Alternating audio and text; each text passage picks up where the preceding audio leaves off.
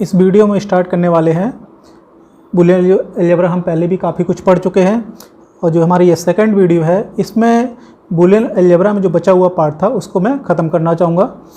तो आगे हम जो पढ़ने जा रहे हैं वो हैं बूलियन एक्सप्रेशंस। ठीक है, तो बूलियन एक्सप्रेशंस क्या होते हैं उनको पहले हम देखते हैं।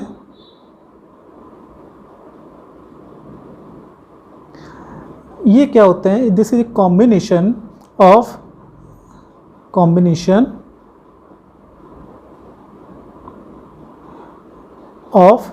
लेटरल्स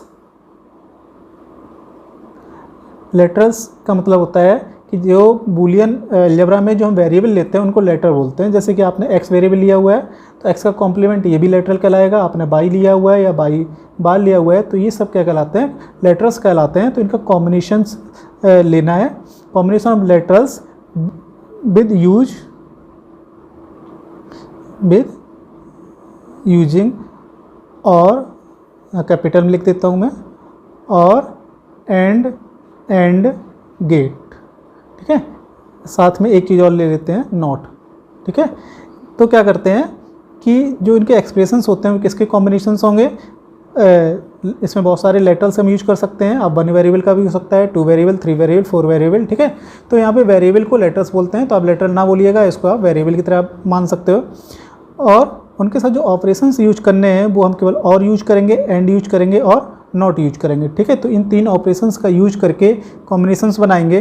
ठीक है, तो उन कॉम्बिनेशंस को क्या बोलेंगे? Boolean expression. जैसे कि एग्जांपल ले लेते हैं, तो इसमें 3 वेरिएबल हैं, एफ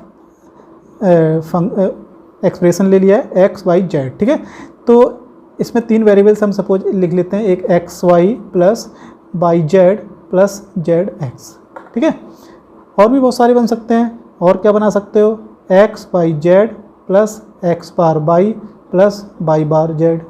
ठीक है, तो ऐसे बहुत सारे आपके कॉम्बिनेशंस बन जाएंगे।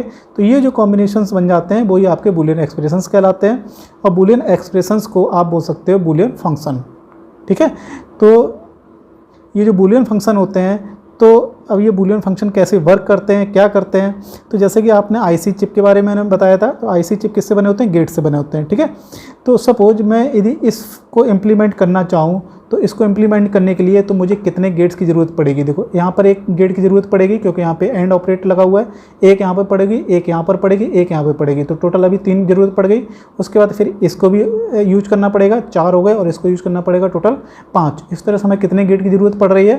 टोटल 5 गेट्स की ज़रूरत पड़ रही है। ठीक है, तो अब क्या करते हैं, इन एक्सप्रेशंस को हम कोशिश करते हैं कि कम छोटे से छोटे फॉर्म में लाया जाए। ठीक है, छोटे से छोटे फॉर्म में लाने का मतलब है कि इसमें जो नंबर ऑफ़ गेट्स हैं वो हमारे कम से कम यूज होंगे।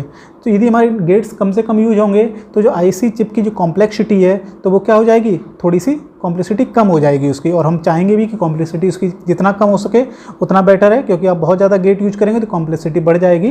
ठीक है, तो कॉम्प्लेक्सिटी कम करने के लिए हम इन बूलियन एक्सप्रेशंस को क्या करते हैं? छोटे से छोटे फॉर्म में बनाते हैं, और यही चीज़ आपके पेपर में आती है। ठीक है, तो एक एग्जाम्पल ले लेते हैं। सपोज एक एक्सप्रेशन आपको दे रखा है एक्स, एक मैंने पढ़ाया था उसको ले लेता हूँ, x plus x bar by. Right, तो अभी देखो यहाँ पर मुझे कितने गेट की ज़रूरत पड़ेगी? एक तो देखो यहाँ पे नॉट गेट की ज़रूरत पड़ेगी, एक हो गया। अब यहाँ पे देखो ये प्रोडक्ट भी हो रहा है, तो इसका मतलब एंड गेट की यहाँ पे ज़रूरत पड़ेगी। उसके बाद ये प्लस हो रहा है, इसके बाद मुझे और गेट की ज़रूरत पड़ेगी। तो यहाँ पे टोटल कितने गेट की ज़रूरत पड़ी? 3 गेट की ज़रूरत पड़ी। ठीक है, लेकिन यदि इस एक्सप्रेशन को मैंने सिंप्लीफाई कर लेता हूँ, और जो कि मैंने बताया भी था पहले, ये एक्सप्रेशन सिंप्लीफाई होकर आता है एक्स प्लस वाई। ठीक, अब यहाँ पर देखो कितने गेट की ज़रूरत पड़ रही है? केवल एक ही गेट की ज़रूरत पड़ रही है, और गेट की। ठीक है, तो यहाँ पे कितने? 3 की ज़रूरत पड़ी, और यहाँ पे मुझे केवल कितने? 1 गेट की ज़रूरत पड़ रही है। ठीक है, तो कौन सा हमारा बेटर रहेगा इम्प्लीमेंटेशन के लिए, जिससे कि हमारी कॉम्प्लेक्सिटी कम रहे? तो ये ज़्यादा बेटर रहेगा, इसमें हमारी कॉम्प्लेक्सिटी कम रहेगी, और इसमें कॉम्प्लेक्सिटी हमारी क्या रहेगी? ज़्यादा रहेगी। ठीक है, तो ये नॉट गुड। ठीक है, ये क्या हो जाएगा? गुड हो जाएगा।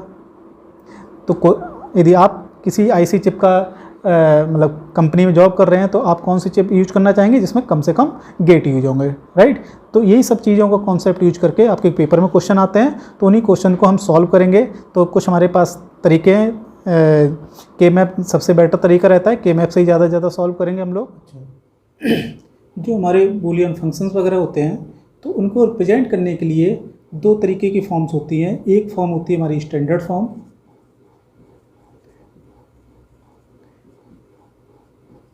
और दूसरी होती है कैनोनिकल फॉर्म।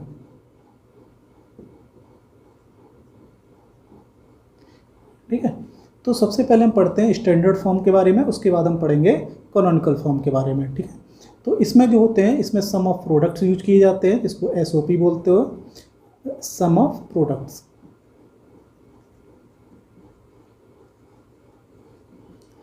और दूसरा होता है पीओएस, ये होता है प्रोडक्ट ऑफ सम्स।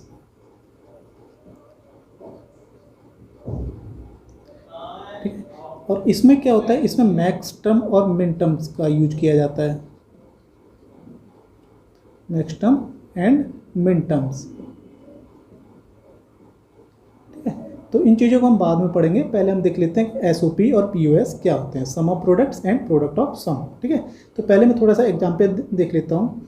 कोई मैं एक फंक्शन लिख रहा हूँ 3 वेरिएबल का, मतलब 3 लिटरल्स हमारे पास, कि जैसे सपोज लिखा हुआ है x by z plus x by bar plus x by.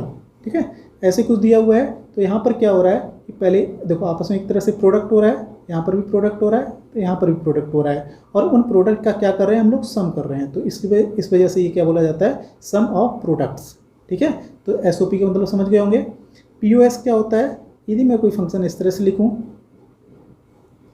X plus by plus Z into यहाँ पे x bar plus by into by plus Z, यदि मैं इस तरह से लिखता हूँ तो यहाँ पे क्या हो रहा है, पहले आप सम करेंगे, उसके बाद उनका क्या कर रहे हैं, आप प्रोडक्ट कर रहे हैं। ठीक है, तो सम्स का क्या कर रहे हैं, प्रोडक्ट कर रहे हैं, इसलिए इनको बोला जाता है प्रोडक्ट ऑफ सम्स।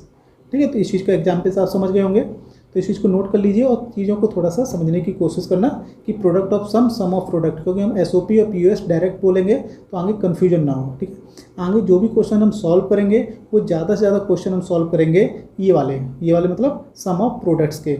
जो भी यदि मुझे इसकी ज़रूरत पड़ गई इसको सॉल्व करने के लिए, तो हम एक कन्वर्ट करना जानते हैं कि ये वाले जो क्वेश्चन होते हैं वो हम इसमें कन्वर्ट कर लेते हैं और फिर सॉल्व कर लेते हैं इसको। ठीक है, तो ध्यान रखिएगा कि हम इसको सॉल्व करने की कोशिश करेंगे और इसको हम कन्वर्ट करने की कोशिश करेंगे।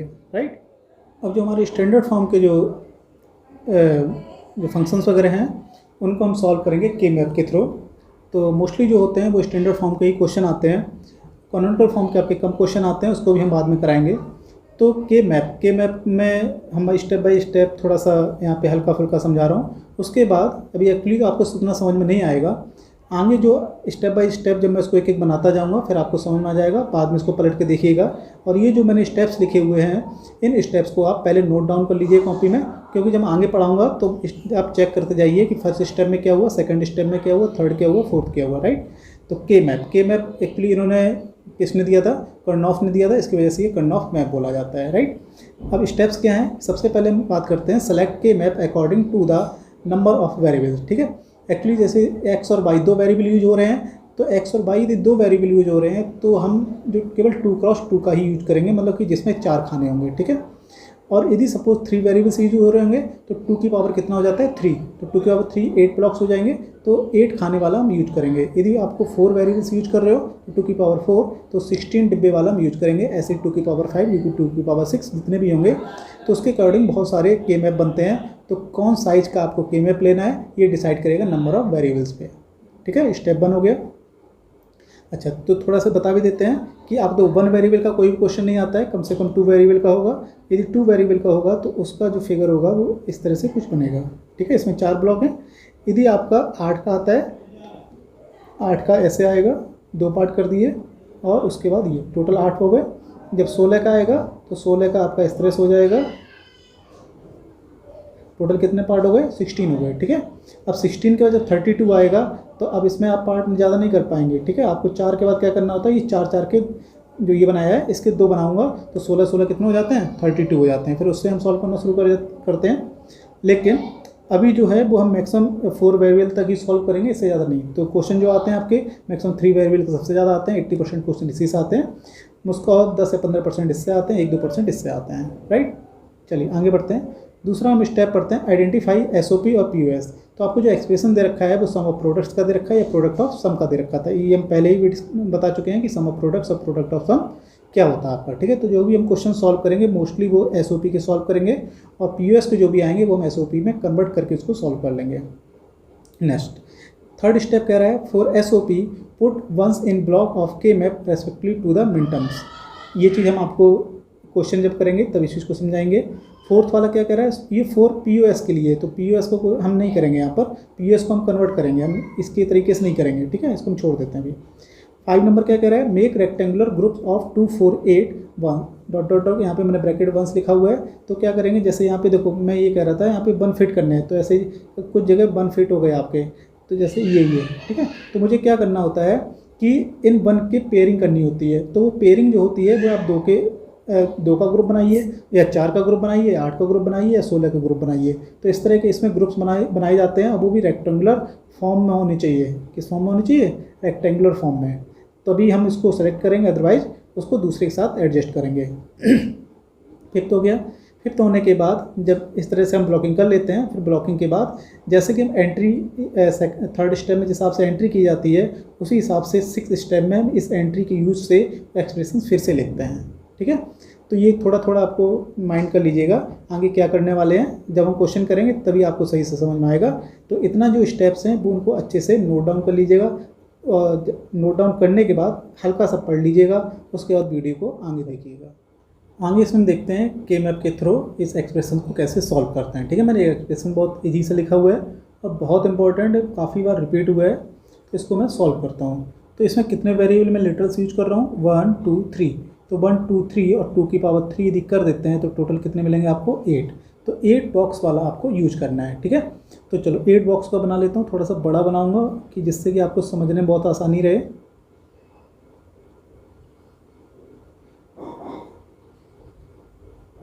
दो पार्ट हो गए, अब कितना हो गए, 4। इसका आधा कर दूं और इसका भी आधा कर दूं तो टोटल हो गए 8, ठीक है। तो 8 वेरिएबल में एंट्री कैसे देनी है, इस चीज़ पे ध्यान देना। यहाँ पे मैं x वेरिएबल लूँगा और यहाँ पे y और z वेरिएबल लेने वाला हूँ, ठीक है। तो x वेरिएबल के लिए इसमें 0 का यूज करने वाला हूँ, इस पर 1 का यूज करने वाला हूँ, ठीक है। अब 0 1 को भी यूज ना कीजिए, अब लिटरल पे ही रहेगा। तो मैं क्या करता हूँ, नहीं आप 0 1 पे ही एक्चुअली समझाया गया है अपनी किताबों में। तो 0 1 यहाँ तक क्लियर हो गया। अब इस पर कैसे लिखूँगा, यहाँ पे मैं लिखता हूँ 0 0, यहाँ पे लिखूँगा 0 1, ठीक है। अब यहाँ पे मैं 1 0 नहीं लिखूँगा, आपको गिनती क्या होती है 0 0 0 1, और यहाँ पे 1 0 आना चाहिए था, लेकिन 1 0 यहाँ ना आके यहाँ पर आता है और 1 1 यहाँ पे आता है, राइट। तो इस चीज़ को थोड़ा सा याद करने की कोशिश करिएगा, 0 0 0 1 1 0 यहाँ पे आएगा, उसके बाद 1 1 यहाँ पे आएगा, ठीक है। तो ये प्रैक्टिस में डाल लीजिएगा। तो देखो एक चीज़ क्या होती है कि काफ़ी लोग ये बोलते हैं कि ऐसा लिखा ही जाता है, ऐसा लिखा नहीं जाता है। एक्चुअली पहले यहाँ पे 1 0 ही लिखा जाता था और यहाँ पे 1 1 लिखा जाता था, लेकिन कर्नौफ जो थे इन्होंने इसमें चेंजमेंट्स किए, और जो चेंजमेंट्स करने के बाद जो मैपिंग आई हुई है उनको कर्नौफ में बोला जाता है। इससे पहले दूसरे यूज किए जाते थे। अब यहाँ पे ये किस बेस पे लिखा जाता है, एक्चुअली ये 1 है, ये 2 है, ये 3 है, ये 4 है, ठीक है। अब आप कहोगे कि 3 को तो चलो ठीक है, सॉरी 0 1 2, तो 2 को तो 1 0 लिखते हैं, तो 2 को 1 0 लिखते हैं, तो फिर 2 यहाँ क्यों है, आपने सर ने तो आप 2 यहाँ पे बोल रहे हो, ये 0 ये 1 है, ये 2 है और ये 3, ठीक है। अब देखो क्या होता है, एक्चुअली ये जो लिखे गए हैं वो आपके ग्रे कोड्स लिखे गए हैं। क्या लिखे गए हैं, ग्रे कोड्स। ग्रे कोड्स का आपने नाम सुना होगा, नहीं सुना है तो बता देता हूँ। ये ग्रे कोड लिखे गए, ये 0 का रिप्रेजेंटेशन है, ये 1 का है, ये 2 का है, ये 3 का है, राइट। ये ग्रे कोड के अकॉर्डिंग ये कोडिंग की गई है। चलिए ग्रे कोड हम आगे ही पढ़ा देंगे, नेक्स्ट पे कोई वीडियो बनाएंगे तो ग्रे कोड के बारे में भी चर्चा करेंगे, तब सीख लीजिएगा, ठीक है। अभी हाल फिलहाल इसको रटने की कोशिश करें। तो इतना लिख लिया। अब लिखने के बाद अब मैं इन चीज़ों को यहाँ पे उतारूँगा, ठीक है। कैसे उतारूँगा, यहाँ पे जैसे x इंटू वाई लिखा हुआ है, तो x इंटू वाई, तो अब ये एंट्री कैसे की जाएगी, कहाँ की जाएगी, इस चीज़ को आप समझने की कोशिश करें। तो पहले थोड़ा सा ध्यान दीजिए, ये जहाँ पे 1 लिखा हुआ है, ये जो 1 वाला पार्ट है ये x को डेडिकेटेड है। किसको डेडिकेटेड है, x को, ठीक है। मतलब ये वाली जो पट्टी है पूरी, ये 4 ब्लॉक किसको जाएंगे, 1 2 3 4, ये वाले x के लिए डेडिकेटेड है। तो बचा हुआ जो 50% पार्ट है वो है x बार के लिए, ठीक है। तो x और x बार के साथ कोई पार्शलिटी नहीं है यहाँ पर, 50% मामला इसको दे दिया गया, 50% इसको दे दिया गया है, राइट। अब बात कर लेते हैं दूसरा वेरिएबल y की बात है, तो आधा y को देना है, आधा y बार को देना है, ठीक है। अब इनका टेंशन छोड़ देना, अब पूरा बंटवारा फिर से y पे होगा। तो अब y के लिए यहाँ पे y आगे यूज किया गया है, तो y जब आगे यूज किया गया है, देखो अब इसमें आगे वाला देखो, यहाँ पे 0 0, यहाँ पे 1 1, जो 1 1 है वो x के लिए होता है, ठीक है। तो यहाँ पे मैं लिख दे रहा हूँ मतलब जो 1 1 है वो बाई के लिए हो जाएगा, और आगे 0 0 है, और ये जो पार्ट हो जाएगा वो किसके लिए हो जाएगा, बाई बार के लिए हो जाएगा। इतनी बात समझ में आ गई। अब जेड कहाँ यूज किया गया है, पीछे, तो चलो पीछे देख लेते हो। यहाँ पे 0 है, यहाँ पे 1 है, यहाँ पे 1 है, यहाँ पे 0 है, तो पीछे वाले 1 1 है। तो ये जो पार्ट है, मतलब ये जो 4 डिब्बे हैं, ये मैं जेड को दे दूंगा, दे दिए। अब जो 50% बचा, 2 डिब्बे ये, 2 डिब्बे ये, तो ये दोनों डिब्बे मिला के क्या बनाएंगे, जेड बार। ठीक है, तो मैं क्या कर लेता हूँ, एक डिब्बा ये और एक डिब्बा ये मिलके क्या बनाएंगे, जेड बार। इतनी चीज़ें क्लियर हो गई। ठीक है, हर वेरिएबल के लिए 50% रिजर्वेशन है। एक्स के लिए 50%, तो एक्स बार के लिए 50%, बाई के लिए 50%, ये 4 डिब्बे हो गए, बाई बार के लिए ये 4 डिब्बे हो गए। जेड के लिए ये 4 डिब्बे हैं, तो जेड बार के लिए 2 ये 2 ये। ठीक है, अब देखो, अब आपको लग रहा होगा 2 और 2 ये बिल्कुल अलग अलग हो गए। जो कर्नफ मैप है ये बिल्कुल अलग अलग नहीं है। तो होता क्या है कि ये जो बाउंड्री है, आप इसका जो एडजेसेंट है वो ये वाला है। ठीक है, और इसका जो एडजेसेंट है वो ये वाला है। तो ये दोनों एक तरह से ये माने जाते हैं एक दूसरे से वो चिपके हुए हैं, राइट। और क्या चीज़ है कि घूम के भी होता है। तो यदि आप देख, इसका जो एडजेसेंट है यहाँ तो है, और घूम के भी एडजेसेंट माना जाता है। यदि जैसे कि आप 4x4 का जब बनाएंगे, तो 4x4 में एक जो सबसे ऊपर वाला होगा और सबसे नीचे वाला, वो आपस में एक दूसरे के एडजेसेंट माने जाते हैं। ठीक है, तो पूरा गोल चकैया वाला काम है इसमें, तो इस चीज़ को थोड़ा सा ध्यान रखना होगा। तो ये जो मैंने चार्ट बनाया हुआ है, तो एक एक चीज़ें पहले आप इस चीज़ को समझ लीजिए कि इसमें मैंने कैसे वर्क किया हुआ है। इसको 3-4 बार आप रिपीट कीजिएगा, तब आपको समझ में आएगा।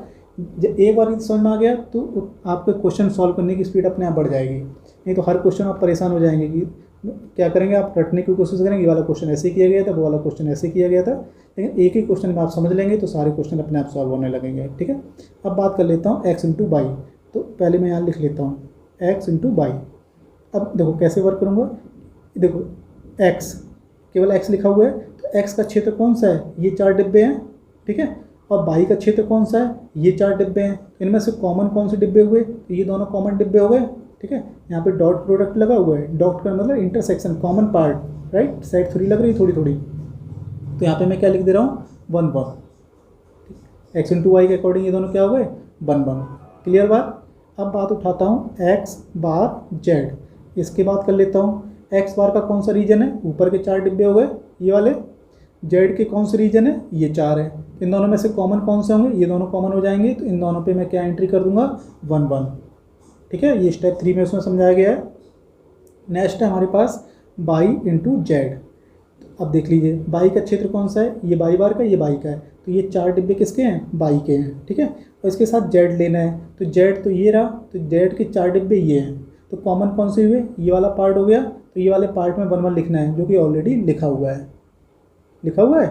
ठीक है, दोबारा नहीं लिख सकते। ठीक है, और ये चीज़ हमारी समझ में आ गई होगी कि ये एंट्री ऑल दोबारा लिखने का मतलब क्या हुआ कि जो नई एंट्री हो रही है वो सुपरफ्लस है, मतलब उनका कोई यूज नहीं है।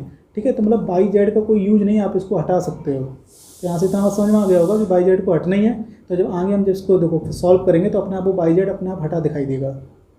सॉल्व करते हैं। अब तो और कोई नहीं बचे, 3 हो गए आपके। ठीक, अब ये एंट्री हो गई। एंट्री होने के बाद फिर जो लास्ट वाला स्टेप था, लास्ट से पहले वाला, उसमें रेक्टेंगुलर ग्रुप्स बनाने हैं। रेक्टेंगुलर ग्रुप्स कैसे बनाते हैं, देखो अब, और ज़्यादा बड़े से बड़े बनाऊंगा, तो देखो 1 2 3 4 है, तो इन 4 को रेक्टेंगल ग्रुप बनाओगे तो ये दोनों खाली रह जाएंगे। ठीक है, तो रेक्टेंगल टोटल तो नहीं बना पाओगे, तो क्या कर रहे हैं, ए ऐसे करके ये बना दिया, ये दोनों सम्मिलित हो गए, और ऐसे करके ये बना दिया, तो जितने वन थे हमारे सारे कवर हो गए। ठीक है, आप ऐसा ना करना कि इन दोनों को मिलाया फिर इन दोनों को मिला लिया, या पहले इन दोनों को मिला दिया तो ये दोनों छूट जाएंगे। तो क्या करना है, थोड़ा सा प्रैक्टिस करना होता है कि कैसे कम से कम हमें डिब्बे बनाने पड़े, मतलब रेक्टेंगुलर ग्रुप बनाने पड़े, जिससे कि सारे वन कवर हो जाए हमारे। ठीक है, तो अब इससे सारे वन कवर हो गए। चलिए, अब मैंने इससे ये लिखा था, अब मैं इससे ये लिखूँगा। कैसे लिखूँगा, इस चीज़ को ध्यान दीजिएगा। तो ये जो पूरा ऊपर वाला रेक्टेंगल है, ये किसके कॉमन पार्ट में आ रहा है। ठीक है, तो पूरा पूरा देखना है। ये देखो ये वाला पार्ट है, तो देखो जेड में पूरा पूरा आ रहा है, दिख रहा है, और किस में आ रहा है, एक्स बार में आ रहा है। ठीक है, तो एक्स बार में देखो पूरा आ रहा है, और जेड बार, तो ये किसके इंटरसेक्शन में, एक्स बार और जेड के इंटरसेक्शन में है, एक्स बार जेड लिख लिया। ठीक है, अगले रेक्टेंगल के लिए यहाँ पे सम लगाऊंगा, ये वाला देख लीजिए, ये वाला जो है किसके इंटरसेक्शन में आएगा, ये x के इंटरसेक्शन और y के इंटरसेक्शन, किसके x और y के इंटरसेक्शन में पूरा पूरा लाई हो रहा है, तो यहाँ पे क्या हो जाएगा x y। क्लियर।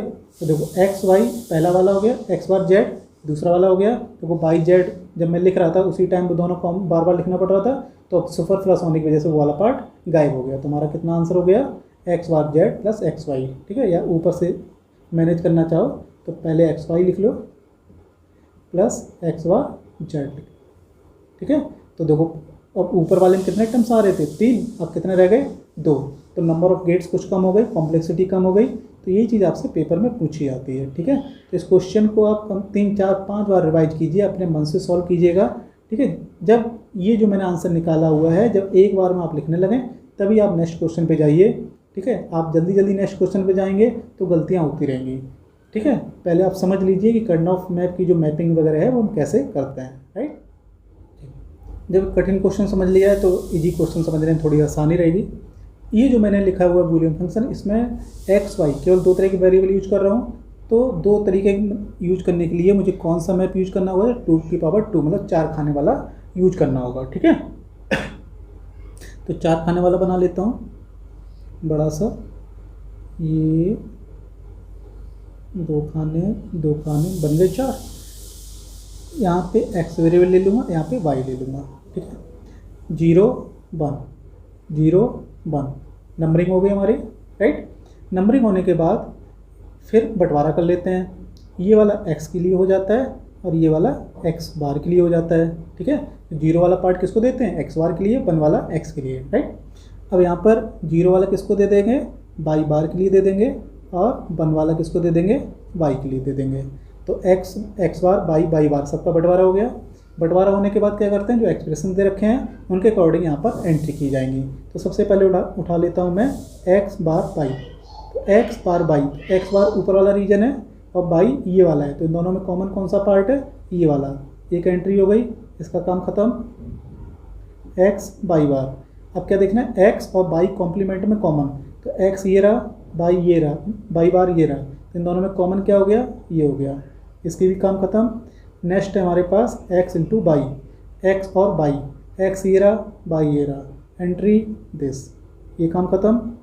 अगला क्या दिया हुआ है, x बार y बार। ठीक है, तो x बार कौन सा पार्ट है, ये वाला है, y बार कौन सा है, ये वाला है, तो दिस ये वाला हो गया।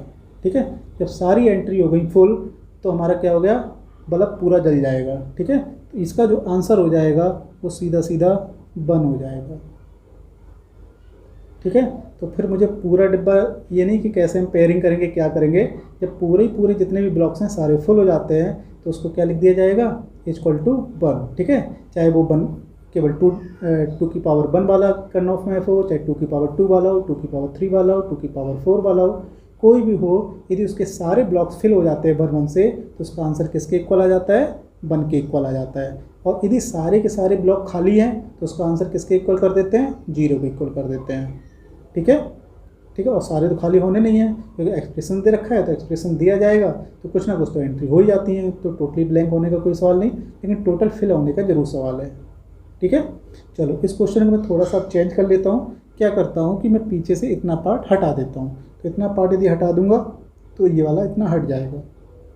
ठीक, तो ये तीनों एंट्री मैंने करना आपको सिखा दिया था। अब आपके पास ये डेटा अवेलेबल है, अब ये अवेलेबल है तो अब इनसे क्या करेंगे, अब इसकी पेयरिंग बनाएंगे। पेयरिंग कैसे बनाते हैं, रेक्टेंगुलर ग्रुप्स बनाते हैं। रेक्टेंगुलर ग्रुप्स कौन से बनेंगे आपको दिख रहा होगा, एक तो ये वाला बन जाएगा।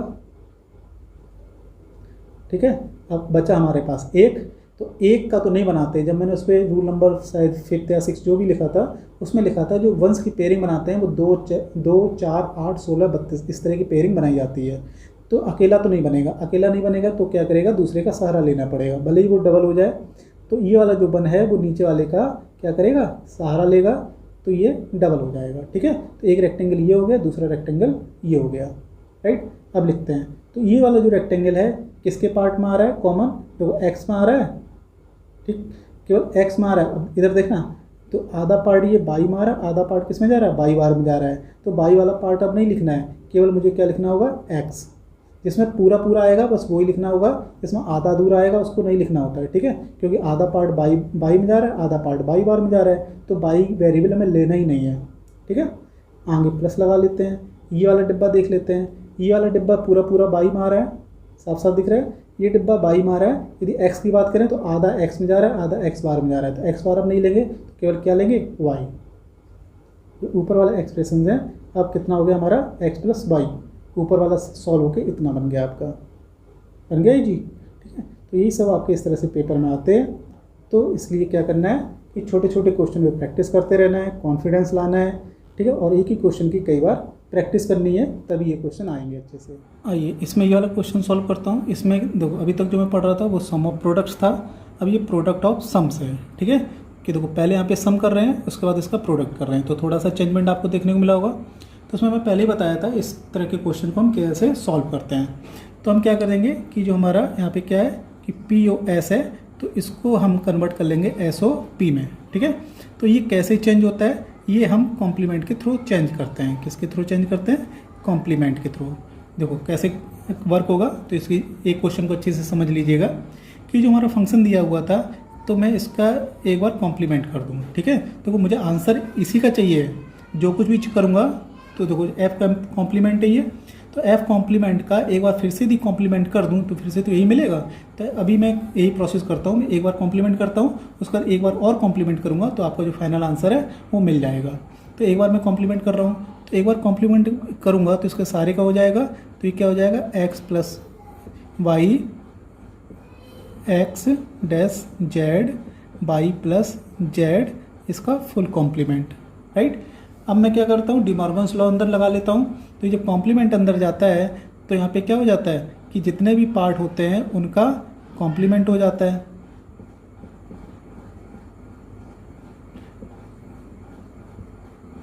ये हो गया, और यहाँ पे जो डॉट लगा हुआ वो प्लस हो जाता है, और प्लस का डॉट हो जाता है, ठीक है। तो यहाँ तक पहुँच गए।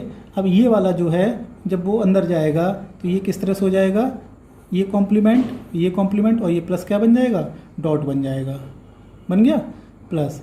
ऐसे ही ये x का डबल कॉम्प्लीमेंट तो x हो जाएगा, और ये z कॉम्प्लीमेंट, ये बात समझ में आ गई। नेक्स्ट ये क्या हो जाएगा, y complement and z complement, ठीक है। तो इस चीज़ को समझ गए होंगे, तो निपिचाली अपने आप समझ गए होंगे। तो अब ये किस में कन्वर्ट हो गया हमारा, SOP, तो बन गया SOP हमारा, क्लियर हो गई बात। SOP हो गया, तो इसको मुझे सॉल्व करना कर्नॉफ मैप के थ्रू आता है अच्छे से, तो कर्नॉफ मैप के थ्रू फटाफट सॉल्व कर लेते हैं। थोड़ा सा बड़ा बना देता हूँ।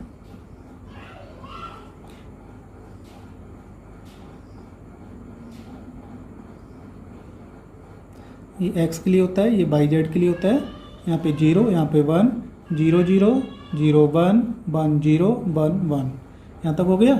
अब ये x के लिए होता है, ठीक है, ये हम बार बार नहीं लिखेंगे, प्रैक्टिस में आ जाना चाहिए अभी तक। और ये वाला जो होता है वो हमारा बाई के लिए होता है, और जो यहाँ से यहाँ तक होता है वो हमारा जेड के लिए होता है, ठीक है। कॉम्प्लीमेंट वाला पार्ट हम नहीं लिख रहे हैं, समझ जाइए। तो देखो अब इसमें क्या है, किधर से शुरू करूँ, चलो यहीं से कर लेता हूँ। एक्स कॉम्प्लीमेंट और बाई कॉम्प्लीमेंट का इंटरसेक्शन चाहिए, ठीक है। तो एक्स कॉम्प्लीमेंट यहाँ होता है, चलिए एक्स कॉम्प्लीमेंट ऊपर वाले में से है और बाई कॉम्प्लीमेंट इस साइड है, तो ये दो आपके ब्लॉक्स मिल जाएंगे कॉमन वाले, तो दोनों जगह 1 1 लिख दिया, ठीक है। अब नेक्स्ट कर लेते हैं एक्स जेड बार, तो एक्स ये हो गया, जेड बार में कौन कौन सा आएगा, ये दोनों आएंगे, दिस, ठीक है। अब आगे क्या है, बाई बार जेड बार, तो बाई बार आपका किधर है, तो बाई बार ये दोनों हो गए आपके, ठीक है। तो बाई बार ये दोनों हो गए, तो जेड बार कहाँ बचा आपका, जेड बार, सॉरी बाई बार ये है, बाई बार ये है, तो जेड बार आपका ये हो गया। इन दोनों में 1 1 ऑलरेडी आपको फिल है, ठीक है। तो 1 1 ऑलरेडी फिल है, तो अब क्या करेंगे, अब इनकी पेयरिंग बना लेते हैं, सारा काम हो चुका हमारा। तो इनकी पेयरिंग बनाएंगे, तो देखो एक तो पेयर ये बन गया, राइट, एक बन ये बचा, एक बन ये बचा, ठीक। अब आपको लग रहा होगा ये दूर दूर है, तो इसकी पेयरिंग इसके साथ कर दो, तो ये कहाँ जाएगा, नहीं, अब ये और ये दूर दूर नहीं है। जब इनको ऐसे रोटेट करोगे तो मैंने बताया था इसका जो एडजेसेंट होता है वो ये वाला पार्ट होता है, ठीक है। तो ये जो है वो किसके साथ ब्लॉक बनाएगा, इसके साथ ब्लॉक बनाएगा, राइट। ये थोड़ा सा देखो अलग से आपको मिला, तो इस चीज़ को ध्यान रखिएगा कि कैसे एडजेसेंट होता है, राइट। तो देखो अब हमारे पास 2 ब्लॉक हैं, एक ये है और एक ये वाला है, ये 2 अलग अलग नहीं, ये सिंगल ही है ये हमारा। तो ऊपर वाला जो ब्लॉक है वो कम्प्लीटली किस किस में आ रहा है, एक्स बार में आ रहा है, तो एक्स बार लिख लेता हूँ। और किस में कंप्लीट आ रहा है, देखो जेड में तो आधा आ रहा है, आधा जेड बार में जा रहा है, और इधर बाई है, इधर बाई बार है, तो आधा बाई बार में आ रहा है, इतना लिख लिया। प्लस ये वाला जो है वो पूरा पूरा एक्स में आ रहा है, तो एक्स लिख लिया, और पूरा पूरा किस में आ रहा है, जेड बार में भी आ रहा है, तो जेड का बीच वाला पोर्शन है, तो ये जो पोर्शन बचा है वो जेड किसका होता है, ये जेड बार का होता है, ये वाला और ये वाला, मतलब पहला और आखिरी वाला। तो ये जो दो छोटे छोटे मैंने ब्लॉक कर दिए, मतलब रेक्टेंगल एक ही है, तो ये पूरा कंप्लीटली किस में आ रहा है, जेड बार में, तो यहाँ पे लिख दिया जेड बार। तो ये किसकी वैल्यू निकल के आई है, एफ बार की वैल्यू निकल के आई। तो मुझे चाहिए क्या, एफ चाहिए, तो इसका एक बार और कॉम्प्लीमेंट कर दूँ, तो एक बार और कॉम्प्लीमेंट कर दूँ तो ये हो जाएगा, ये किसके इक्वल हो जाएगा, एफ के इक्वल। तो इसका फिर से आप कॉम्प्लीमेंट कर दीजिए, तो इसका एसओपी का कॉम्प्लीमेंट कर देंगे तो ये क्या बन जाएगा, पीओएस फिर से बन जाएगा। तो ये फटाफट काम कर लेते हैं। तो फटाफट काम, देखो अब यहाँ पे प्रैक्टिस कर लीजिए। देखो यहाँ पे क्या आ रहा था, एक्स प्लस बाई, तो ये क्या आ गया, एक्स बार बाई बार। यहाँ पर देख लीजिए बिल्कुल ही उल्टा हो गया, ठीक है। तो ऐसे उल्टा उल्टा काम कर लेता हूँ। तो यहाँ पे एक्स बार है तो एक्स आएगा, बाई बार है तो बाई आएगा, यहाँ पे क्या है, डॉट है तो यहाँ प्लस आएगा, यहाँ प्लस है तो डॉट आएगा, एक्स है तो एक्स बार आएगा, यहाँ डॉट है तो प्लस आएगा, जेड बार है तो यहाँ जेड आएगा। हो गया सोल्व, ठीक है। लास्ट में थोड़ा मज़ेदार फटाफट काम हो गया। तो ऐसे ही मुझे क्या करना है, पेपर में भी यही करना है कि जब मुझे ये कन्वर्ट करना होगा तो इस लाइन से ये लाइन कॉम्प्लीमेंट में कैसे लिखी जाएगी, ये थोड़ी सी स्पीड होनी चाहिए, ठीक है। तो वो वाले आप समझ जाएंगे तो फट से फिर ये भी कन्वर्ट हो जाएंगे। तो टोटल आपका 4 लाइन का क्वेश्चन है, ठीक है। थोड़ा प्रैक्टिस पे डिपेंड करेगा, इस पे ज़रूर प्रैक्टिस कर लीजिएगा। ये जो मैंने देखो ब्लॉक इधर से जो कटा था, ये वाली जब तक आप प्रैक्टिस नहीं आएगी तो ये अधिकतर क्वेश्चन पेपर में आ जाता है। जो पेपर में जो लोग बनाते हैं वो इस तरह के क्वेश्चन को माइंड में रखते हैं कि जब ये पेपर में दिया जाएगा तो जो बच्चे कम प्रैक्टिस किए हैं तो उनका ये छूट जाएगा, ठीक है। मतलब सीधे सीधे के मैप का पूरा फुल कॉन्सेप्ट आपसे पूछना चाहेंगे वो। यदि पिछला क्वेश्चन अच्छे से समझ में आ गया होगा तो इस क्वेश्चन को सॉल्व करते हैं। बिल्कुल वैसे ही है, इसमें क्या है, प्रोडक्ट ऑफ सम्स है, ठीक है। तो इस प्रोडक्ट ऑफ सम सपोज हम इसको एफ के इक्वल मान लेते हैं, सॉरी एफ के इक्वल मान लेता हूँ। तो मैं क्या सेकंड प्रोसेस क्या बताया था मैंने, एफ बार निकाल लेता हूँ। एफ बार मैं फुल स्पीड में लिखूँगा, कैसे, पी है तो यहाँ पे पी बार कर देना है, क्यू बार है तो यहाँ क्यू आ जाएगा, आर बार है तो आर आ जाएगा, और प्लस का डॉट हो जाता है। अब यहाँ पे डॉट है तो यहाँ पे प्लस हो जाएगा, ये पी बार क्यू और आर बार, ठीक है। तो जस्ट उल्टा लिख दिया जाएगा, फिर यहाँ पे प्लस आ जाएगा, P bar Q bar R, right. तो फट से लिख गया। अब मैं डिब्बे बना लेता हूँ अपने, के मैप मतलब बना लेता हूँ।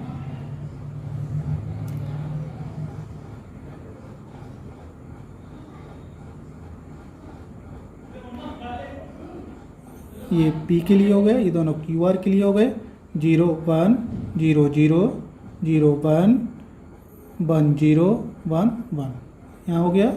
अब और भी चीज़ें लिख लेता हूँ, ये P के लिए है, ये P बार के लिए हो गया।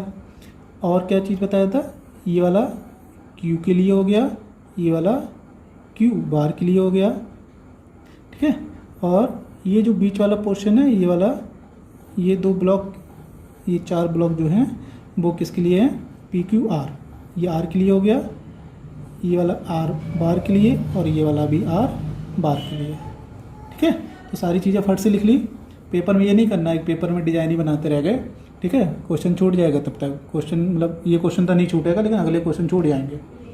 तो थोड़ा सा प्रैक्टिस रखिएगा। अब क्या करते हैं, ये जो आपको मैंने बना लिया है, कौन सी फॉर्म बना ली है, ये सम ऑफ प्रोडक्ट फॉर्म बना ली है, ठीक है। तो सम ऑफ प्रोडक्ट के लिए क्या करते हैं, एंट्री 1 1 की जाएंगी। कैसे की जाएंगी, एक एक उठाते हैं, पी बार क्यू आर, ठीक है। तो पी बार, तो पी कॉम्प्लीमेंट वाला ऊपर के 4 डिब्बे हमारे पास हैं। उसके बाद इसमें से क्यू के पास कौन कौन से हैं, तो क्यू के पास केवल ये दोनों हैं, ठीक है। अब ये दोनों हो गए। अब इसमें से आर के पास कितने हैं, आर के पास केवल ये वाला है, ठीक है। तो इसको हटा देता हूँ, तो यहाँ पे केवल एंट्री 1 यहाँ पे करनी होगी, ठीक है। क्लियर हो गई। अब इसको मैं हटा देता हूँ, कंप्लीट हो गया। दूसरा है हमारे पास p bar q r bar, ठीक है। तो पी बार में कौन सा आ रहा है हमारे पास, ऊपर वाला पूरा है। उसके बाद नेक्स्ट हमारा क्या है, क्यू। तो क्यू के पास कौन सा है, ये दोनों अवेलेबल है। इसके पास आर कॉम्प्लीमेंट, इन दोनों में से आर कॉम्प्लीमेंट के पास कौन सा है, ये वाली रो पे। तो यह एंट्री क्या हो जाएगी, 1 हो जाएगी। नेक्स्ट हमारा कौन सा है, पी बार क्यू बार और आर। तो पी बार कौन सा है, ऊपर वाली रो हो गई हमारी, क्यू क्यू आर के पास ऊपर वाली रो में से कौन कौन सा आएगा, ये दोनों आ जाएंगे, और आर के पास इसमें से कौन सा है, केवल ये वाला है। ठीक है, मतलब कहने मतलब पी कॉम्प्लीमेंट, क्यू कॉम्प्लीमेंट और आर के इंटरसेक्शन में कौन सा रीजन आएगा, जितने भी डिब्बे आ जाएंगे उन डिब्बों में क्या फिल कर देना होगा, मुझे 1 1 फिल कर देना होता है। ठीक है, जब मैं 3 का पढ़ रहा हूँ तो उसमें 3 का ही पेयर है तो एक ही जगह एंट्री फिल होती है।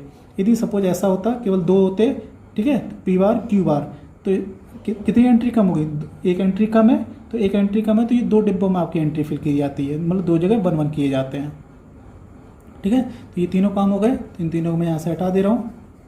अब केवल बच्चा ऊपर वाला है। जब यहाँ पे आ गए तो अब यहाँ पे थोड़ा सा समझने की कोशिश करें। हमारे पास 3 1 1 1 है और मुझे एक रेक्टेंगुलर बॉक्सेस बनाने होते हैं, तो रेक्टेंगुलर बॉक्सेस जो होते हैं मिनिमम 2 लेंथ के होने चाहिए। तो चलो मैं स्टार्टिंग से यहाँ से कर लेता हूँ। ये तो मुझे दिख रहा है कि एक, चलो इसको बना लिया। अब एक हमारा ये बचा, अकेला नहीं बनाया जाएगा। अकेला क्या करते हैं, एक अपने साथ किसी न किसी का पेयर बना लेंगे। ये इसके साथ नहीं बनेगा, एडजेसेंट साथ लेंगे, तो ये इसके साथ बना दीजिए। तो दूसरा बॉक्स तैयार आपका। तो चलो अब मैं इसका आंसर लिख लेता हूँ। ये किसका भी आंसर लिखूँगा, अभी एफ बार का लिखा जाएगा। तो एफ बार इक्वल टू, तो पहला बॉक्स, ये जो बॉक्स है ये कम्प्लीटली किस में आ रहा है, तो पहले पी बार में आ रहा है, तो जैसे ही दिखता जाए वैसे लिखते जाओ, पी बार में हो गया। और ये पहला बॉक्स पूरा कंप्लीट किस में आ रहा है, देखो आर में साफ साफ दिख रहा है। चलो क्यू चेक कर लेता हूँ। क्यू में देखो, क्यू इधर आ रहा है, क्यू बार इधर, मतलब आधा बंटवारा हो रहा है, पूरा किसी में नहीं आ रहा है, तो छोड़ दीजिए क्यू को। क्या आर और आर बार को देख लेते हैं। ये जो पूरा रेक्टेंगल है आपका पूरा किस में आ रहा है, आर में आ रहा है, तो आर को लिया जाएगा। ठीक है, इतनी बात हो गई। प्लस का साइन लगा लेंगे। दूसरा वाला बॉक्स देखते हैं जो रेक्टेंगल बनाया हुआ है, ये पूरा कंप्लीटली किस में आ रहा है, पी बार में आ रहा है, तो पी बार सबसे पहले लिख लिया। पी के बाद किसको चेक करना है, क्यू में। तो देखो अभी वाला क्यू में आ रहा है पूरा, ये पूरा बॉक्स देखो क्यू के अंदर आ रहा है, तो क्यू के क्षेत्र में आ रहा है, तो क्यू को लिख लिया। आर को देख लेते हैं, तो ये आधा पार्ट तो देखो आर में जा रहा है, आधा पार्ट आर बार में जा रहा है, तो इसको नहीं लेना है। ठीक है, तो इतना आ गया। देखो इसमें भी क्या है, पी बार कॉमन है, तो पी बार कॉमन ले लीजिए, तो और अच्छी बात है, तो आर प्लस क्यू। ठीक है, तो यही आपको आंसर में जहाँ तक दिया होगा, ये भी दे सकते हैं, तो जो भी होगा आंसर में मैच कर लीजिएगा। राइट, बात समझ में आ गई। ठीक है, तो अपने आप प्रैक्टिस करिएगा अच्छे से। जब एक एक प्रैक्टिस होता जाए तभी आप वीडियो को आगे प्रोसीड करें, नहीं तो आपको कुछ भी समझ में नहीं आने वाला, थोड़ा सा कठिन होता है के मैप। ठीक है, चलिए आगे बढ़ते हैं। इसमें बूलियन फंक्शन में स्टैंडर्ड फॉर्म मैंने आपको पढ़ा दी है। ठीक है, और स्टैंडर्ड फॉर्म को कैसे छोटे छोटे एक्सप्रेशंस में आपको कन्वर्ट करना है के मैप के थ्रू, वो भी मैंने आपको बता दिया है। अब मैं पढ़ने जा रहा हूँ कैनोनिकल फॉर्म। और कैनोनिकल फॉर्म में क्या होता है कि कोई भी जैसे कि एक्सप्रेशन दे रखा है उसको कैसे कैनोनिकल फॉर्म में चेंज करते हैं, या कैनोनिकल फॉर्म में दे रखा है तो उसको छोटे से छोटे फॉर्म में कैसे कन्वर्ट करते हैं। ठीक है, तो ये सब चीज़ें सीखेंगे। तो हम लोग जो पढ़ने जा रहे हैं वो पढ़ने जा रहे हैं canonical form, canonical form of Boolean function. Right, तो इस फॉर्म में क्या होता है, इस चीज़ को थोड़ा सा ध्यान रखिएगा कि इसमें हम 2 टर्म्स की बात करते हैं। एक बात करते हैं मिन टर्म्स, दूसरा बात करते हैं मैक्स टर्म्स। ठीक है, तो मिन टर्म्स की बात करेंगे, मिन मान छोटा होता है, इसमें जो वेरिएबल यूज किया जाता है वो स्मॉल m यूज किया जाता है, और इसमें जो वेरिएबल यूज किया जाता है वो कैपिटल M यूज किया जाता है। राइट, तो जब भी हम मैक्स टर्म की बात करेंगे, जहाँ कहीं भी आप कैपिटल M देखेंगे तो आप समझ जाइए मैक्स टर्म्स की बात हो रही है, और स्मॉल m देखेंगे वहाँ समझ जाइए ये मिन टर्म्स की बात हो रही है। राइट, तो देखो अब ये होते क्या चीज़ है कि जैसे मैंने कुछ फंक्शंस के एग्जाम्पल पहले पढ़ रखे हैं, तो जैसे सपोज मैंने लिखा x y z कॉम्प्लीमेंट कर दिया। ठीक है, वैसे ही जो हम बूलियन फंक्शन वगैरह पढ़ते हैं, यहाँ कॉम्प्लीमेंट ना पढ़ के इसको प्राइम भी पढ़ा जाता है, x y z प्राइम। ठीक है, इस तरह से भी आप पढ़ सकते हो। अच्छा, दूसरा मैं इसको ये 3 वेरिएबल ऐसे लिखूँ। ठीक है, ये और ये सेम नहीं है, मैं समझाने के लिए बता रहा हूँ। यहाँ पे क्या लिखा हुआ है, इसमें टोटल कितने टर्म्स हैं, केवल एक टर्म है। ठीक है, यहाँ पे कितने टर्म्स हैं, टोटल 3 टर्म्स हैं, क्योंकि जो सेपरेटर होता है वो कौन होता है, हमारे प्लस और माइनस सेपरेटर होते हैं। तो यहाँ पे 3 टर्म्स हैं, यहाँ पर एक टर्म है। ठीक है, इसलिए इसको मिन टर्म बोला जाता है, इसको मैक्स टर्म बोला जाता है। ठीक है, तो अब जैसे कि लिखा हुआ है suppose x by Z complement plus Y Z X complement. ठीक है, और प्लस डॉट डॉट डॉट ऐसे करके कुछ और लिख दिया उन्होंने, मान लो सपोज x बाई लिखा हुआ है। तो अब यहाँ पे क्या चीज़ हो रही है कि जो मिन टर्म्स हैं उनको ऐड करके लिखा जा रहा है। ठीक है, तो जब ऐड करके लिखा जाता है तो इसी चीज़ को बोलते हैं सम ऑफ मिन टर्म्स। क्या बोलेंगे, सम ऑफ मिन टर्म्स बोलेंगे। ठीक है, ये छोटी छोटी बातें हैं, लेकिन इन चीज़ों को जब याद कर पाएंगे, समझ पाएंगे, तभी आप इनके क्वेश्चंस कर पाएंगे। अब इसके कोई एक्सप्रेशंस और कैसे लिखे जाते हैं कि जैसे कि x plus by plus Z complement, दूसरा कर दिया x प्लस बाई और तीसरा है y प्लस जेड। ठीक है, तो यहाँ पे क्या हो रहा है कि यहाँ पे ये मैक्स टर्म्स हैं, मतलब इनको ऐड किया जा रहा है और उनके बाद यहाँ पे क्या किया जा रहा है, यहाँ पे प्रोडक्ट्स किया जा रहा है। ठीक है, तो ये क्या कर रहे हैं हम लोग, प्रोडक्ट ऑफ मैक्स टर्म्स, यही काम कर रहे हैं हम लोग। ठीक है, तो मिन टर्म्स का क्या किया जाएगा, सम किया जाएगा और जो मैक्स टर्म्स होता है उनका प्रोडक्ट किया जाता है।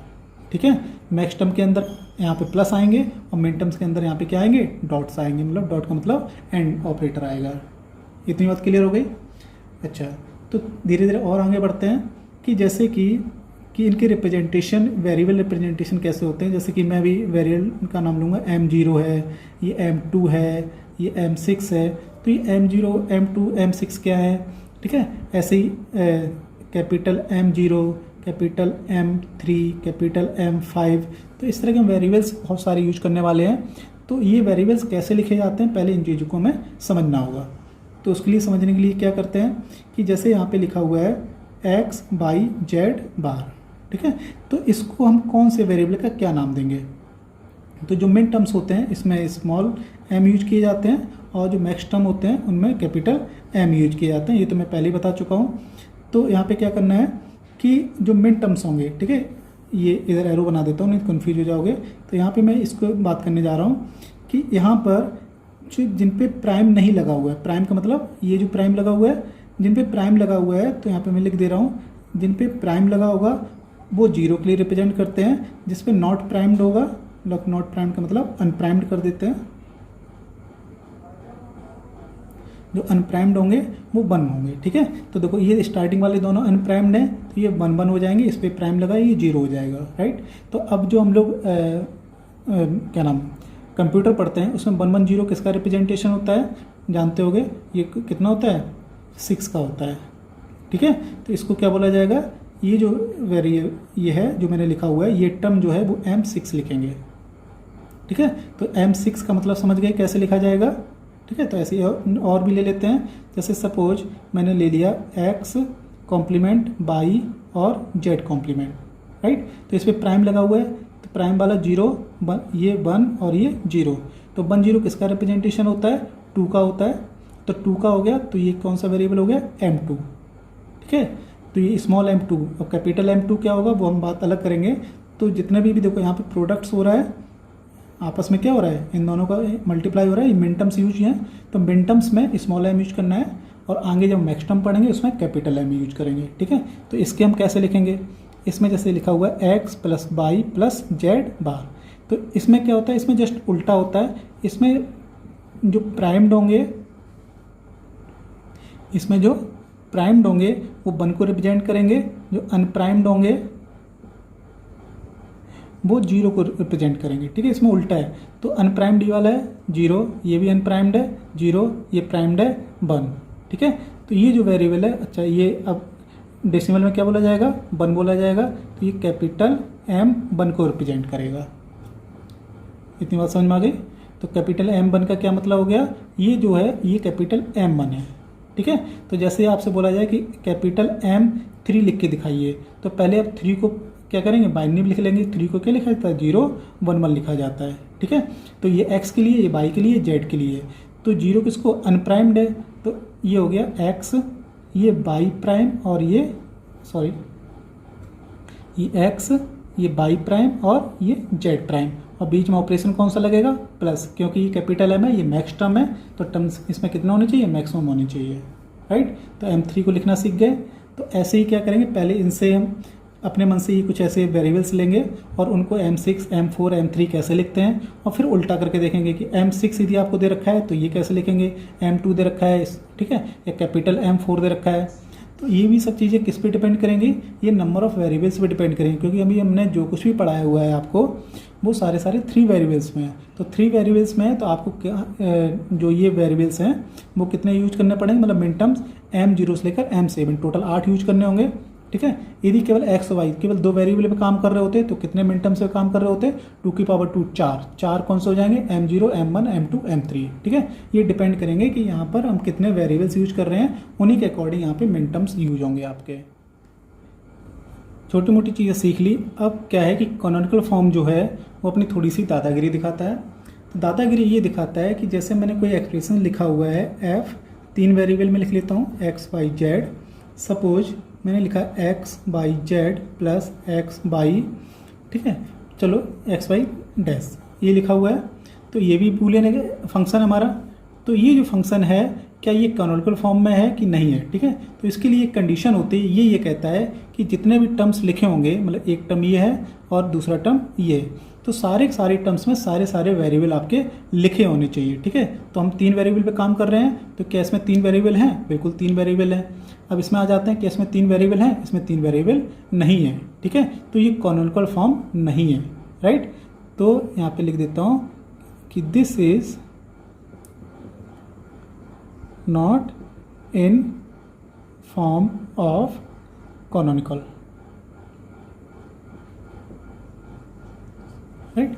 ये कैनोनिकल फॉर्म नहीं है। यदि नहीं है तो इसको कन्वर्ट करना होता है, राइट। तो ये चीज़ बहुत ध्यान रखिएगा, जब भी हम आपसे बोला जाए कि कैनोनिकल फॉर्म में आपको कन्वर्ट करना है तो ये चीज़ जरूर चेक कर लीजिएगा कि जितने भी आपके टर्म्स लिखे हुए हैं उन टर्म्स में सारे वेरिएबल्स होने चाहिए, ठीक है।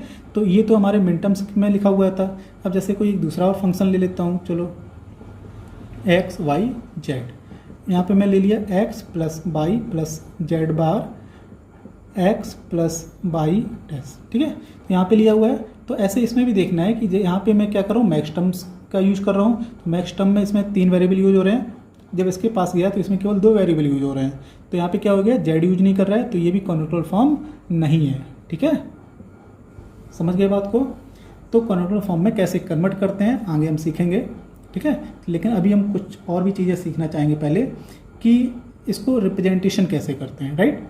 तो चलो ये तो नहीं थे हमारे, तो मैं एक ले लेता हूँ f3 x by Z, 3 variable काम करूँगा और कैनोनिकल फॉर्म में ऑलरेडी लिख रहा हूँ। जैसे लिख दिया x by z plus x by z bar कर दिया plus x dash y dash z dash, ठीक है। तो इसको लिख लिया। तो अब मैंने आपको लिखना बता दिया था, तो ये मिन टर्म्स हैं, तो इनको m1 m2 m3 ऐसे किस तरह से कन्वर्ट करेंगे, तो ये चीज़ आपको आनी चाहिए। तो ये क्या है 1 1 1, ये 1 1 1 किसको रिप्रेजेंटेशन हो गया 7 का, तो ये m7 वेरिएबल है, राइट। प्लस ये 1 1 0 1 1 0 किसका होता है 6 का, ये m6 हो गया।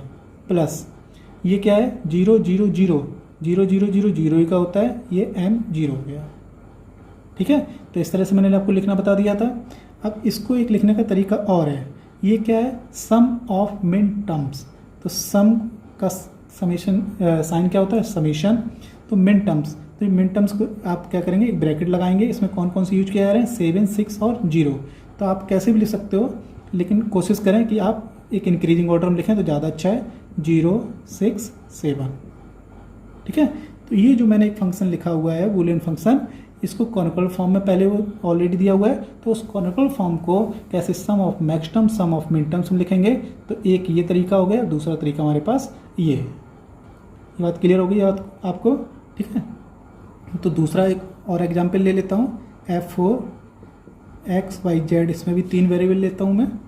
इसमें एग्जांपल ले रहा हूँ मैं x plus Y plus Z, X plus Y plus Z complement, और तीसरा एक ले लेता हूँ x complement Y complement and Z, right.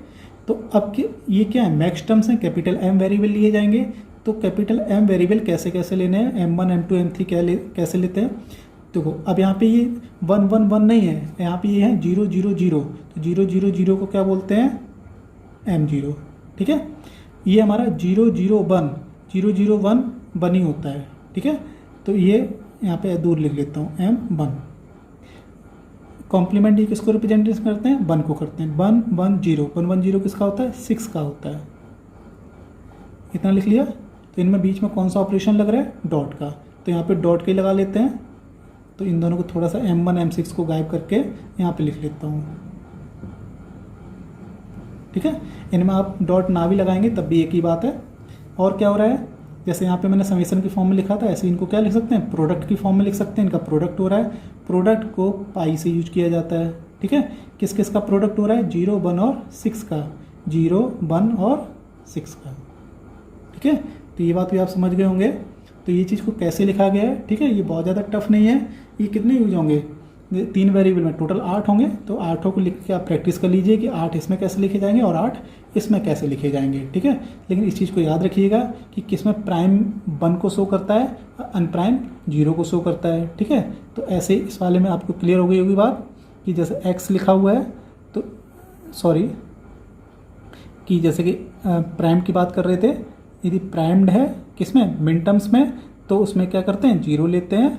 अनप्राइम्ड में क्या लेते हैं, 1 लेते हैं। इसमें जस्ट उल्टा हो जाता है, इसमें जो प्राइम्ड होता है उसको 1 लेते हैं और जो अनप्राइम्ड होते हैं हमारे उनको 0 लिया जाता है, ठीक है। तो ये चीज़ याद रखिएगा, ये याद रखेंगे तो अच्छी बात है। कि देखो ऊपर वाला तो मोस्टली आपको याद रहता है, नीचे वाले में कन्फ्यूजन हो सकता है। तो नीचे वाले ज़्यादा क्वेश्चन नहीं आते हैं, ऊपर वाले आते हैं और ऊपर को कन्वर्ट करना आता है, ठीक है। तो आगे यदि कोई प्रॉब्लम हो रही हो तो मैं जो कुछ क्वेश्चन है उनको आप अच्छे से देख लीजिएगा, कैसे कन्वर्ट वगैरह करते हैं, तो वो फटाफट आ जाएगा, इसकी टेंशन ना लीजिएगा। अब आगे देखते हैं, कोई चीज़ यदि हमारी कॉन्टिन्यूअल फॉर्म में नहीं है तो उसको हम कन्वर्ट कैसे करते हैं। उसके लिए हम कोई एग्जाम्पल ले लेते हैं। कोई एक एफ फंक्शन है हमारा, a plus b complement and c, ठीक है। चलो, तो हमारे पास कितने वेरिएबल हैं, यहाँ पे 3 वेरिएबल हैं। अब क्या हुआ कि यदि 3 वेरिएबल हैं तो जितने भी आपके टर्म्स होने चाहिए, ठीक है, तो ये किसकी फॉर्म में लिखे हुए हैं, सम ऑफ मिन टर्म्स। तो यहाँ पे कितने टर्म्स होने चाहिए थे, 3। इसमें भी कितने होने चाहिए थे, 3। नहीं है, यदि नहीं है तो हम क्या करना होगा। तो चलो मैं एक को स्टार्ट करता हूँ। तो सबसे पहले एक एक चीज़ बनाता हूँ। यहाँ पे ए अकेला है, तो चलो ए अकेला है तो इसके पास बी नहीं है, तो क्या मैं ऐसे लिख सकता हूँ, बी प्लस बी बार। केवल किसको लिखा है मैंने, इस चीज़ को। तो ये और ये ऊपर वाला सेम है, क्यों, क्योंकि बी प्लस बी बार जो होता है तो वो क्या हो जाता है, 1 के इक्वल हो जाता है, और 1 डॉट विद ए, ठीक है। मतलब कि एंड ऑपरेशन जब लगाएंगे ए और 1 का एंड ऑपरेशन कितना हो जाता है, ए ही लौट के आता है। ये मैं आपको सारे पढ़ा चुका हूँ अच्छे से। तो ये इसके बराबर हो गया। तो आप इसको कैसे लिख सकते हो, A B plus A B bar. यहाँ तक पहुँच गए। अब ये अलग अलग हो गए। अब इसके पास सी नहीं है, इसके पास भी सी नहीं है, तो जैसे ये काम मैंने किया था वही काम इनके साथ फिर कर देना है। ए बी यहाँ पे कर दूंगा सी प्लस सी बार। ऐसे इसके साथ भी करूँगा मैं, सी प्लस सी बार कर दिया। अब जैसे यहाँ पे मैंने मल्टीप्लाई किया था ऐसे फिर इसके अंदर कर दीजिएगा। तो ये क्या हो जाएगा हमारा, a b c plus A b c bar. इसको भी कर लीजिएगा, ए बार सी प्लस ए बार सी बार। बन गया। तो जो केवल ये वाला जो ए लिखा था वो कितने के बराबर हो गया, इतने के इक्वल हो गया, ठीक है। ऐसे मैं इसको भी चेंज करूँगा। तो इसमें क्या लिखा हुआ है, बी बार सी, इसमें किसकी कमी है, ए की कमी है, तो यहाँ पे ए प्लस ए बार फिट कर दीजिए, राइट। अब इनका मल्टीप्लाई कर लीजिए। तो ये हो जाएगा a B bar c plus a bar b bar c. तो इन दोनों को मैंने क्या किया, कॉन्टिन्यूअल फॉर्म में चेंज कर लिया। अब इन दोनों को मैं क्या करूँगा, इकट्ठा करके लिख दीजिएगा। तो f इक्वल टू कितना हो जाएगा, इसको यहाँ कॉपी कर लीजिएगा और इसको यहाँ कॉपी कर लीजिएगा, ठीक है। चलिए कॉपी अपने आप कर लीजिएगा, इतना काम तो कर ही सकते हैं आप लोग, राइट। तो देखो यदि ये सिंगल टर्म है तो उसमें कितना थोड़ा ज़्यादा काम करना पड़ रहा है, जिसमें केवल 2 टर्म, जिसमें 2 टर्म्स हैं और 1 टर्म्स गायब है, उसमें थोड़ा कम काम करना पड़ रहा है। तो ये किसमें मैंने आपको समझाया, जब मिन टर्म्स आपको दे रखे हैं, ठीक है, तो उसको हम कैसे चेंज करते हैं। आगे वाला क्वेश्चन कर लेते हैं, मैक्स टर्म में क्या करेंगे हम, इसमें कैसे कन्वर्ट करेंगे। ये मैक्स टर्म का क्वेश्चन हमारे पास। तो मैक्स टर्म में देखा कि पहले वाले में क्या गायब है, हमारे पास वाई गायब है, पीछे वाले में क्या गायब है, एक्स गायब है, राइट। तो एक सीख लेते हैं, दूसरा अपने आप समझ में आ जाएगा। तो एक को केवल मैं कन्वर्ट करूँगा, दूसरा अपने आप कीजिएगा।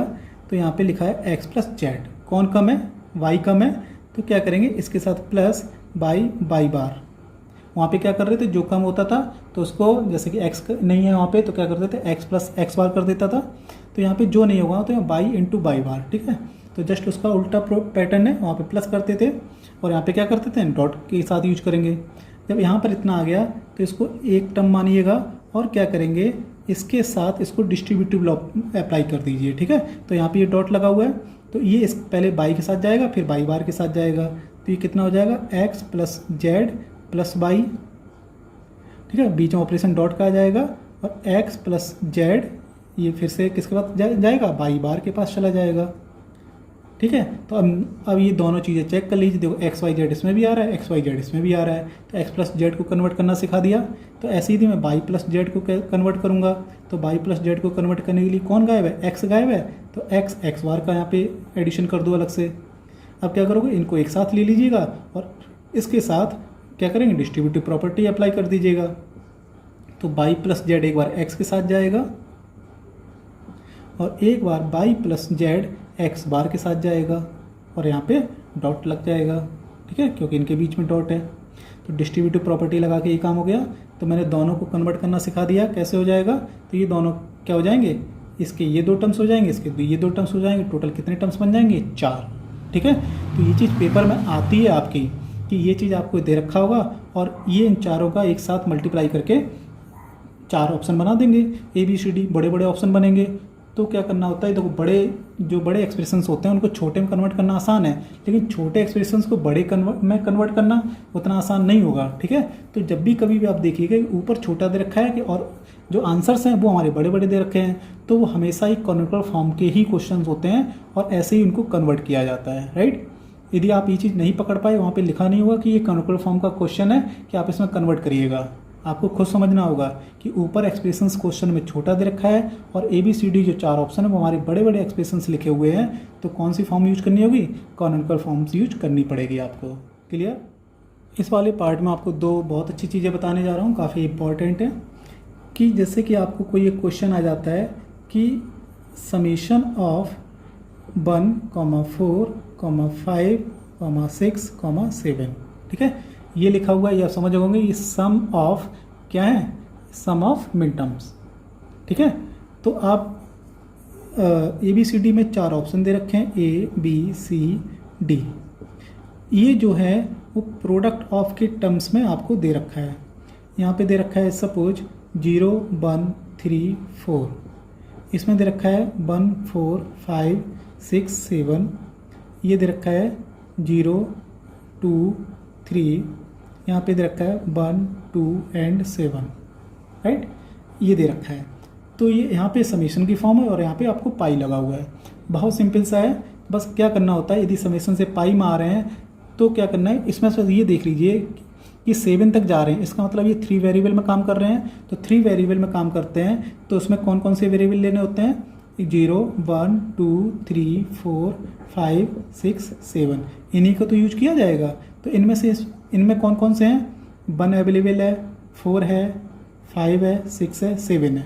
तो बचा कौन कौन, 0 बचा, 2 बचा, 3 बचा, तो जो बच गया वो ये आंसर में हो गया, ठीक है। इजी है, काफ़ी इंपॉर्टेंट है, इसको याद रखिएगा।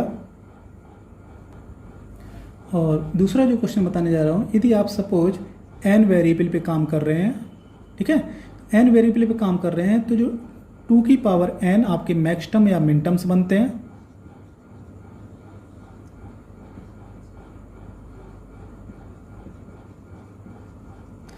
और क्वेश्चन ये नहीं आता, क्वेश्चन आता है कि टोटल बूलियन फंक्शन कितने बनेंगे आपके। ये बहुत इंपॉर्टेंट क्वेश्चन है और आता है, न्यूमेरिकली भी आता है और डायरेक्ट फार्मूला भी आता है। तो देखो होता है कि जैसे आपकी सेट थ्योरी होती है उसी तरीके से इसमें वर्क हो जाएगा। आपके पास टोटल जो डेटा है वो है कितना, 2 की पावर n। अब उनसे आपको बहुत सारे सबसेट्स बनाने हैं। तो सबसेट बनाने के लिए क्या करते हो, जो कुछ डेटा है उसको 2 की खोपड़ी पर रख देते हो। तो क्या करना है, 2 की खोपड़ी पे ये चीज़ आपको पुट कर देनी है, ठीक है। तो ये कितना हो गया, 2 की पावर n। इतने बूलियन फंक्शन बना सकते हो, कब, जब आप n वेरिएबल पे काम कर रहे हो। तो ये सीधा सीधा क्वेश्चन पूछा जाता है आपसे कि n वेरिएबल यदि आप यूज कर रहे हो तो कितने बूलियन फंक्शन आप बना सकते हो। तो ये कितने बन जाएंगे, 2 की पावर n। सपोज आप 3 वेरिएबल पे काम कर रहे हो तो n = 3। तो 3 वेरिएबल पे काम करोगे तो ये कैसे कैलकुलेट हो जाएगा, 2 की पावर 3, और 2 की पावर 3 कितना होता है, 8 होता है। 2 की पावर 8 और 2 की पावर 8 कितना होता है, ये होता है 256, ठीक है। तो ऐसे ही n की वैल्यू और भी ट्राई कर लीजिएगा कि कितना आंसर आएगा आपका। काफ़ी इंपॉर्टेंट है, नोट कर लीजिएगा इस चीज़ को।